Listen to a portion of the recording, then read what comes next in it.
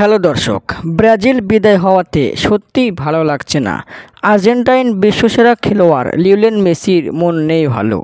দর্শক, মেসি আশা করে রাখছিল কোপায় আবারও ফাইনালে ব্রাজিলকে প্রতিপক্ষ পাওয়ার, কিন্তু মেসি সব আশা নিরাশা যেন ভঙ্গ করে দিল উরুগুয়ে। কোপায় ফাইনালে ব্রাজিল আর্জেন্টিনা খেলা হলে কোপা আমেরিকা গতবারের মতো আবারও জমে উঠত, জমজমাট খেলা হতো, কিন্তু ভাগ্যে যে ছিল না।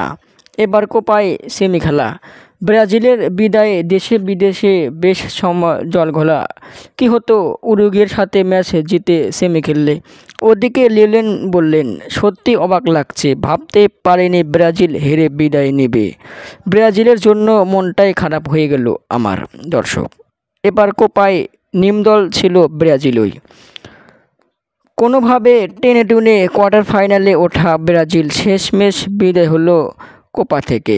দর্শক, আপনাদের মতামত কি? ব্রাজিল কেমন খেললো এবার কোপা আমেরিকায়? কমেন্টের মাধ্যমে জানিয়ে দিন। ধন্যবাদ।